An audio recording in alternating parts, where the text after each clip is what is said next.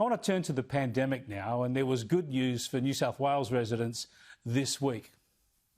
From tomorrow, COVID restrictions will ease for Sydney-siders, with health officials confident the Northern Beaches cluster is over. Household gatherings will increase to 30 and masks will be optional in retail settings.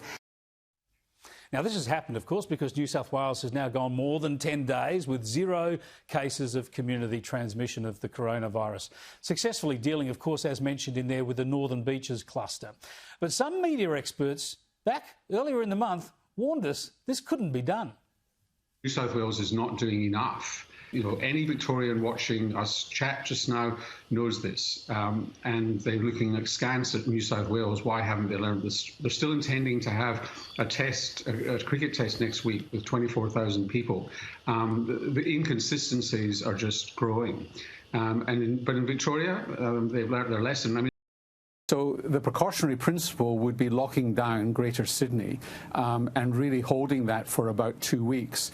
What about ring fencing Greater Sydney, as they did in Melbourne, travel to regions being prohibited? Well, I think that would be part of a lockdown. It may be unnecessary to set police up at roadblocks on the Great Western Highway, but if you just locked down and restricted people's mobility, then that in effect is what you would do. People would not be allowed to travel, and you could have spot checks. Dr Norman Swan has been trying to tell governments what to do for a year now, and the ABC has encouraged and promoted him relentlessly. The trouble is he's been consistently wrong. Here he is back in March last year predicting COVID case numbers would soon hit 70 to 80,000, going on to say just 2 days later, with more alarm and misinformation, that would soon be overwhelmed in our hospitals. So the predictions at the moment, if this hockey stick doesn't change that much, is that we'll be out of ICU beds in New South Wales. Victoria will be behind that by April 10th. And in that case, ICU physicians will be faced with some very difficult decisions. Thankfully, he was wrong again. But when will he stop creating alarm, and when will he stop urging drastic lockdowns and unnecessary hardship?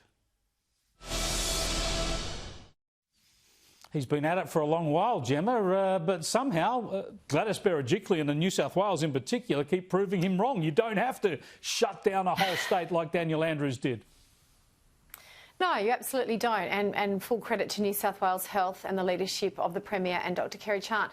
Look, when you're producing a program, as I've done in my previous life, you look for guests who are accurate, you look for guests who are insightful, and you look for guests who are not consistently and wildly inaccurate, and you use those guests to inform your audience. I don't understand why the ABC continues to use Dr Swan as a commentator in this space, given the record that you have so clearly pointed out. It is unfair on their audience. It is unfair to the rest of us. And I just, like I said, if you're producing a program, you seek to have guests who are accurate, who are insightful, who are connected, who are in the room, who can speak with authority on the issue at any given time. And this has not proven to be the case here. While we're on the ABC and the pandemic, let's bring up a tweet from the ABC's morning television host Michael Rowland.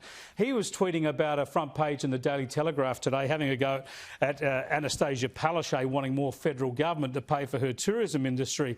And Michael Rowland tweeted, "Broke a banana bungler. I'm all for a funny front page, but this is just childish." He thinks calling Anastasia Palaszczuk a broke banana bungler is childish. But when you're looking for childish stuff on television, have a look at this from the same Michael Rowland. Thank you very much for making time to speak to us tonight. Did you enjoy it? I did enjoy it, did you? Yeah, I loved every minute. I don't see what's wrong with that. Do you, Bev? It should be ABC practice now that every time you do an interview or present a program, you better hold a drink. Fair enough, Michael Rowland, but Nick Cater, why do they always have to get on their high and mighty horse to chastise the evil broke bunglers of News Corp? Well, I got no sense of humour, but I think it comes back to that first point we were making earlier. They despise the population, and they have a view that the Daily Telegraph and other tabloids are read by stupid people. Now, I've worked 8 years at a senior editorial level, including deputy editor of the Sunday Telegraph, and I tell you, they are the smartest readers you'll ever encounter, and they don't take rubbish from you, and if they will let you know. So I think it's really, I think, too much time in Ultimo or South Bank, and the secret is simple. You just get in your car, go out, enjoy the real world in the rest of the country, the same as some of us have been doing for the last 3 weeks. Nick Cater, Gemma Tognini, thanks so much for getting the year off to a great start for us. Thanks, Chris. Thanks, Chris.